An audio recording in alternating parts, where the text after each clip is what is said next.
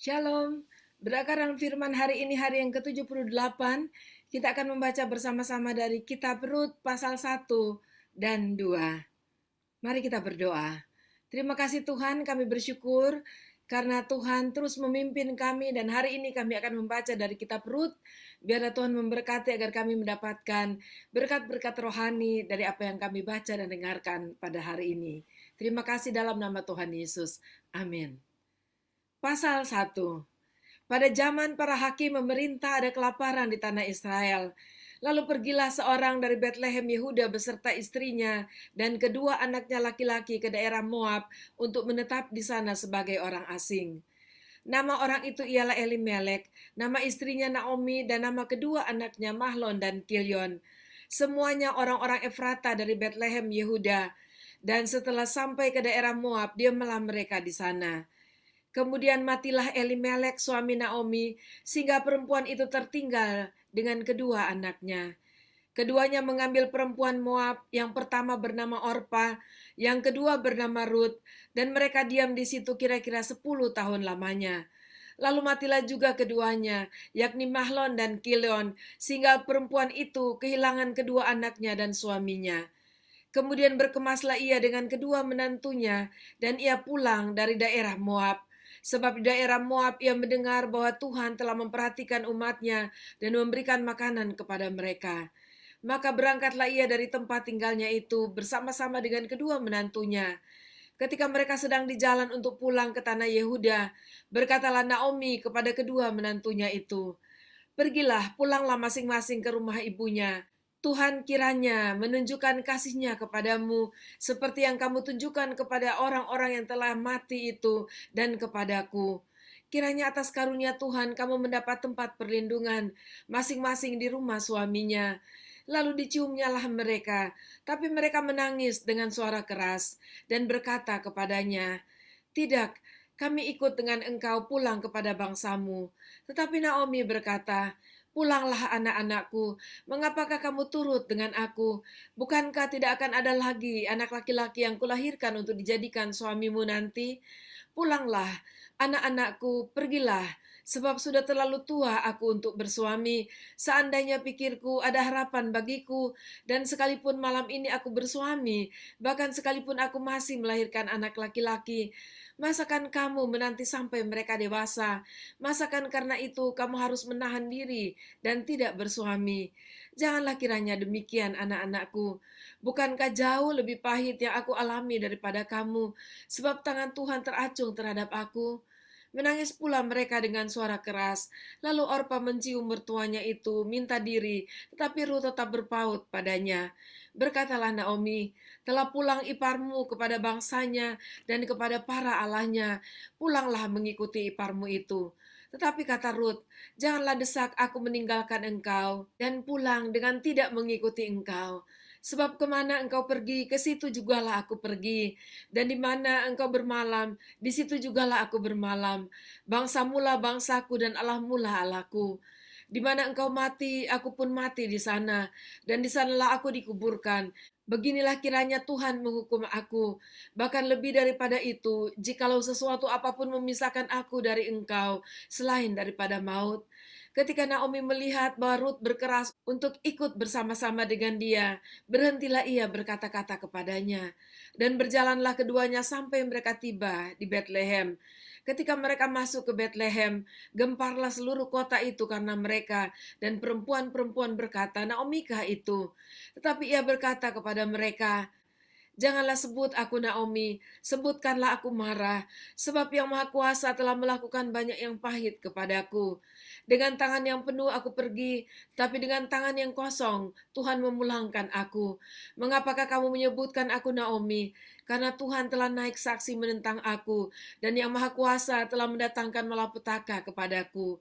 Demikianlah Naomi pulang bersama-sama dengan Rut, perempuan Moab itu menantunya, yang turut pulang dari daerah Moab, dan sampailah mereka ke Betlehem pada permulaan musim menuai jelai.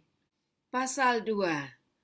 Naomi itu mempunyai seorang sanak dari pihak suaminya, seorang yang kaya raya dari kaum Elimelek, namanya Boas.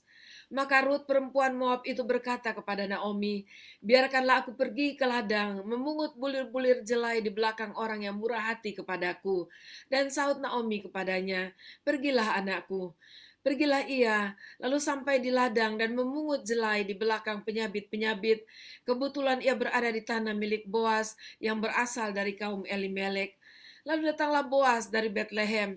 Ia berkata kepada penyabit-penyabit itu, Tuhan kiranya menyertai kamu. Jawab mereka kepadanya, Tuhan kiranya memberkati Tuhan. Lalu kata Boas kepada bujangnya yang mengawasi penyabit-penyabit itu, dari manakah perempuan ini? Bujang yang mengawasi penyabit-penyabit itu menjawab, dia adalah seorang perempuan Moab.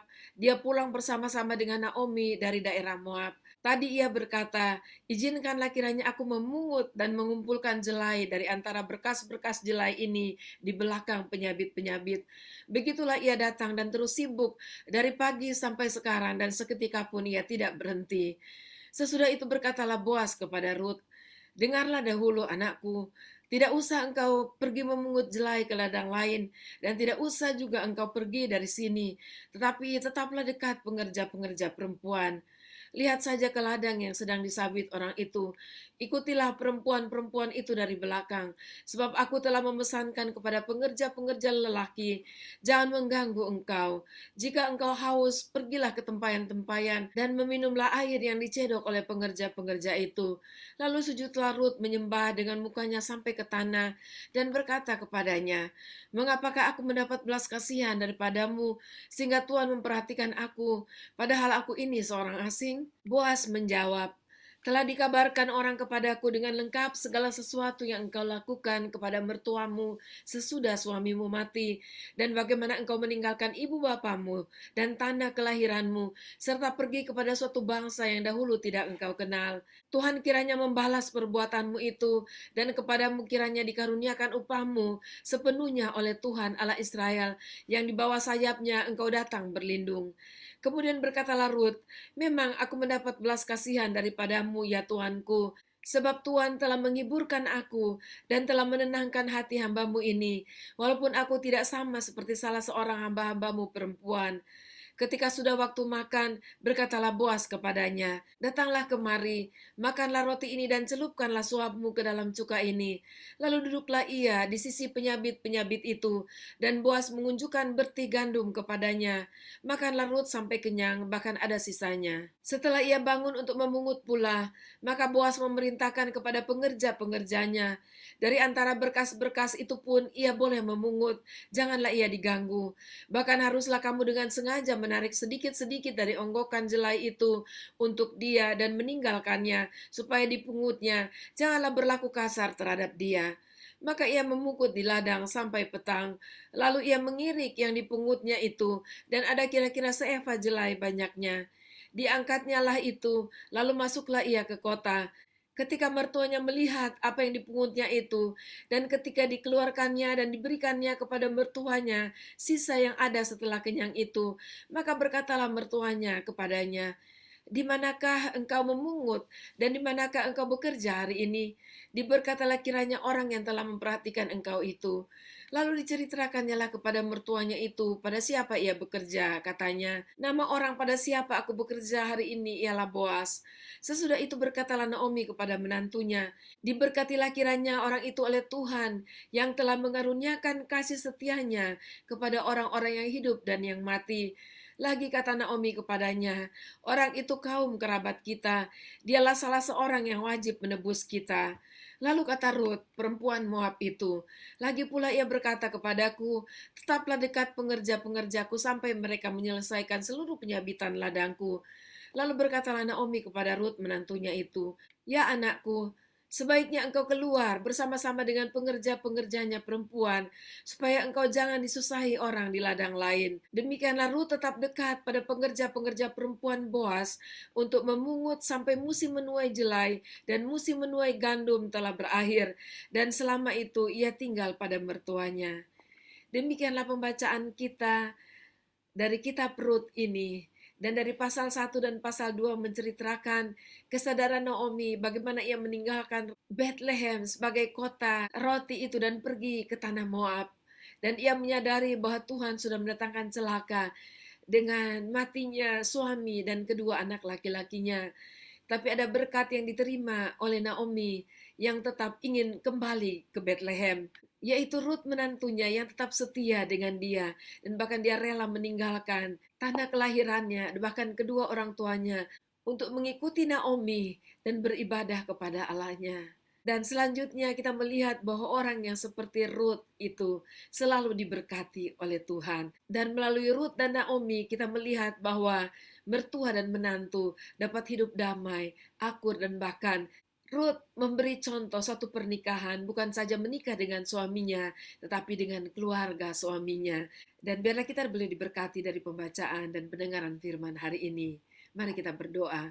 Terima kasih Tuhan, kami sangat bersyukur untuk dapat belajar dari pembacaan dan pendengaran firman pada hari ini, dan bagaimana sikap Ruth yang berpaut kepada Naomi dan berpaut kepada engkau karena dia memutuskan untuk mengikuti Naomi, mengikuti kemanapun Naomi pergi, yaitu kembali kepada bangsanya, kembali ke Bethlehem.